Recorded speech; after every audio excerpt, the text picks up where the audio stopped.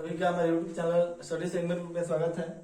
तो आज हम पढ़ेंगे निर्देशांक ज्यामिति कोऑर्डिनेट का दूसरा पार्ट। इसके बाद आपका अगला चैप्टर चलेगा निर्देशांक ज्यामिति के बाद जो होगा उसमें पढ़ेंगे। ये आपका चैप्टर अगला जो भी है पहला तो आपने पढ़ लिया संख्या पद्धति, और इसके बाद पढ़ेंगे दूसरा था बहुपद, तीसरा हो गया निर्देशांक ज्यामिति। तो चौथा पार्ट है आपका दो चर वाले रैखिक समीकरण। तो अगले दिन से उस पर चर्चा करेंगे। दो चर हो गया नहीं एक्स वाई, जब भी होगा तो दो होगा। ये हो गया दो चर वाले समीकरण। समीकरण का मतलब बराबर जीरो होता है तब वो समीकरण होगा, और बराबर जीरो नहीं होगा तो बहुपद होगा। तो एक सारी समझिए, इश्क करो तो निभाया करो, वादा करो तो उसे भी निभाया करो। जो करना हो उसे निभाओ। इश्क करो तो निभाया करो, वादा करो तो उसे भी निभाया करो। अगर निभाना ही ना हो किसी का साथ, अगर निभाना ही ना हो किसी का साथ, तब कभी किसी से दिल लगी ना करो। तो अपने टॉपिक पे चलते हैं। कह रहे हैं कि पी और क्यू का नियामक क्रम से दिया हुआ है। नियामक कहिए, निर्देशांक कहिए, जो कहिए वो एक ही होता है। पी और क्यू का निर्देशांक दिया हुआ है तो भुज क्यू और माइनस भुज पी का निर्देशांक होगा। तो यहाँ देखिए, इसमें निर्देशांक कुछ भी हो, डायग्राम से मतलब समझ रहे हैं। मतलब है कि भुज क्यू, तो ये बिंदु पी हो गया और ये हो गया क्यू। तो इसका भुज क्या है? तो पी का भुज जो होगा, एक्स को भुज कहते हैं, वाई को कोटि कहते हैं। तो भुज पी हो गया यानी कि -3, और माइनस है तो माइनस भुज पी है। अच्छा देखिए, क्यू कर रहा है, भुज क्यू कर रहा है, यह समझिएगा। ये पी हो गया, ये हो गया क्यू।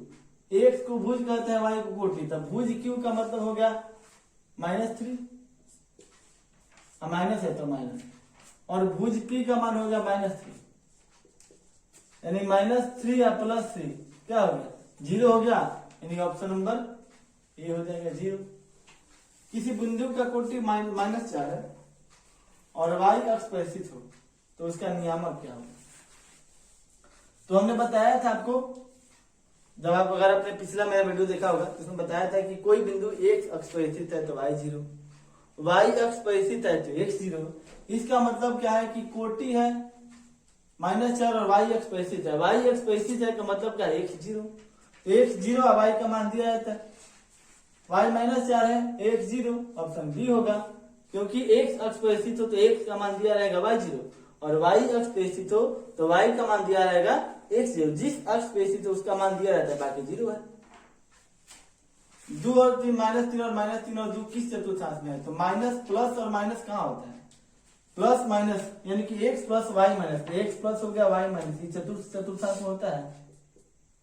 और कह रहा है कि -x और +y, -x और +y किसमें? दूसरे में होता है। 4 और 2, ऑप्शन नंबर कौन सा होगा? सी हो जाएगा। अगला क्वेश्चन, समान चिन्ह वाले भुज और कोटि किस चतुर्थांश में होता है? समान चिन्ह का भुज और कोटि का चिन्ह समान तब होता है जब वो पहले में होता है प्लस प्लस और दूसरे में तीसरे में होता है माइनस माइनस, यानी कि पहला और तीसरा कहाँ है? ऑप्शन नंबर सी होगा। नियामक एक्स वाई बराबर वाई एक्स, दोनों का निर्देशांक एक ही होगा तब जब एक्स और वाई दोनों का मान बराबर होगा। और मान लीजिए एक्स और वाई दोनों, एक्स 2 है तो एक्स 2, वाई 3 है तो वाई 3, दोनों के मान बराबर होगा तो एक्स बराबर वाई होगा। एक्स बराबर वाई होगा, एक्स 2 है वाई 2, एक्स 2 है वाई 2, तो आपका निर्देशांक एक होगा। तो प्लस हो चाहे माइनस हो, माना बराबर होगा। बिंदु 2 4 और -2 4 के बीच स्थित होगा। किसके बीच स्थित होगा?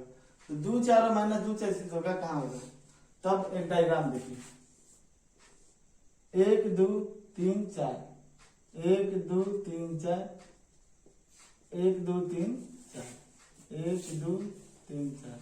कह रहा है कि बिंदु 2 4, यानी कि एक्स 2 हो गया, ये एक्स स्थित होता है, वाई एक्स होता है, एक्स डैश होता है, वाई डैश। बिंदु 2 4, एक्स 2 और वाई 4 यहाँ होगा। और बिंदु -2 का मतलब यहाँ -2 हो गया, -1 हो गया, और 4 यानी कि यहाँ हो गया।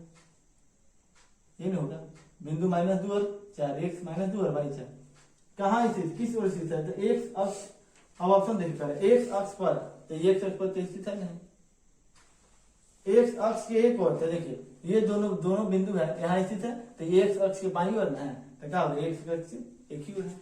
अगला कि बिंदु 4, 5 का एक्स अक्ष से दूरी क्या होगा, तो एक्स अक्ष से दूरी कहेगा तो y का मान बताएंगे। देख लीजिए एक्स अक्ष से कहेगा, यहाँ देखिए 1 2 3 4 5। अब कह रहा है कि बिंदु क्वेश्चन लिखेगा कि 4 और 5 का एक्स अक्ष से दूरी, 4 5 का मतलब एक्स 4 हो गया और y 5 हो गया, यहाँ होगा एक्स 4 y 5, यही होगा। एक्स अक्ष से कितना दूर है, तो एक्स अक्ष से दूरी यही ना है, यानी कि y का मान पूछ रहे हैं, तो एक्स अक्ष से दूरी का मतलब y का मान बताएंगे और y अक्ष से दूरी पूछेगा तो x का मान बताएंगे, तो एक्स अक्ष से दूरी y होगा 5 होगा, नहीं 5। अगला क्वेश्चन, दो बिंदुओं का भुज समान है तो कोटि भिन्न है तो दूरी क्या होगा। दो बिंदु का भुज समान है, भुज समान है यानी कि x 2 हो गया y 3 है, x 2 हो गया y 4, तो क्या कीजिएगा इस ग्राफ में देखिए, जैसे देखिए नया ग्राफ बनाते हैं, समझिए भुज कार्य समान है और कोटि अलग अलग है, तो दोनों कोटि के बीच की दूरी ज्ञात करना है, तो क्या करेंगे, ग्राफ से समझिएगा तो ज्यादा स्पष्ट है। 1 2 3 1 2 3 4 1 2 3 4 1 2 3 4, x 2 है y 4 y 3 है, x 2 y 3, यहाँ हो गया x 2 y 4, तो यहाँ 4 होगा, यहाँ 3 होगा, तो 4 यहाँ होगा, y यानी कि यहाँ बिंदु हो गया, यहाँ बिंदु हो गया, दोनों के बीच का अंतर। तो जब कह दे कि एक भुज समान है और कोटि के बीच का अंतर पूछेगा तो दोनों में अंतर कर दीजिए भुज का, तो 4 में से 3 गया 1 हो जाएगा, तो यहाँ पर है यानी कि भुज समान रहेगा तो कोटि का अंतर पूछेगा तो घटा दीजिए, आप भुज समान कोटि समान रहेगा एक का अंतर भुज का पूछेगा अंतर तो उसका घटा दीजिए। तो क्या करेंगे, करे दो बिंदु का भुज समान है तो कोटि का भिन्न होगा, कोटि का अंतर होगा, दोनों बिंदु के बीच की दूरी क्या कहता है, कोटि का अंतर होता है, ये हो गया, क्योंकि क्या होगा अब इन दोनों के बीच का दूरी क्या कहता है, 4 में से 3 घटाएंगे तो कोटि का अंतर तब बता रहा है। अगला क्वेश्चन देखिएगा, दो बिंदुओं का भुज समान है तो कोटि भिन्न है, दो बिंदुओं का भुज समान है और कोटि भिन्न है, तब बिंदुओं को मिलाने में रेखा कैसे होगी, समय कैसा होगा, तो भुज समान कर रहा है तो यहाँ पे क्या है भुज समान है और कोटि कर रहा है कि भिन्न है, कोटि भिन्न अलग अलग है, तो दोनों को मिलाने वाली रेखा क्या होगी, y अक्ष के समानांतर होगी। देखिए यही है ना, भुज भुज समान है कोटि अलग अलग है, क्वेश्चन करे कि दो बिंदुओं का भुज समान है कोटि अलग है, तब दोनों बिंदुओं को मिलाने वाली रेखा, दोनों ये दोनों बिंदु है ये मिलाने वाली रेखा क्या होगा, x अक्ष क्या होगा y अक्ष के समानांतर होगा, क्या करेंगे किसके समानांतर होगा, तब y अक्ष के समानांतर होगा। -3 -5 किस चतुर्थांश में होगा, तो दोनों निगेटिव हो तो किस चतुर्थांश होता है, तीसरे में होता है, तो यहाँ क्या करेंगे ये तृतीय चतुर्थांश हो गया। अगला -2 और +4, तो 2 और 4 से कोई मतलब नहीं है, मतलब है कोई सिंबल नेगेटिव है कि पॉजिटिव है, पहला x नेगेटिव है प्लस और y है पॉजिटिव, तो x नेगेटिव हो गया और y पॉजिटिव, दूसरे चतुर्थांश में है तो भी होगा। अगला अगर a का भुज चित्रानुसार, अब यहाँ चित्र समझिएगा, ये चित्र दिया हुआ है, a का निर्देशांक a का भुज क्या होता है, इस निर्देशांक का पहले इसका निर्देशांक क्या होगा, x 5 है तो 5 होगा, y 2 है तो 2 होगा, भुज क्या होगा तो 5, इसलिए भुज वही होता है जो x होता है। b का निर्देशांक क्या होगा, b यहाँ है तो क्या होगा, x पहले लिखेंगे तो x -5 है, y बाद में लिखेंगे 2 यानी -5 और 2 होगा। अगला क्वेश्चन, c का निर्देशांक क्या होगा, तो c का निर्देशांक ज्ञात करना तो क्या है, पहले x लिखेंगे तो माइनस क्या -3 है, y क्या है -4 है, तो -3 और -4 होगा, -3 और -4 होगा, यानी कि ऑप्शन यहाँ माइनस होगा, तो ऑप्शन नंबर ये होगा।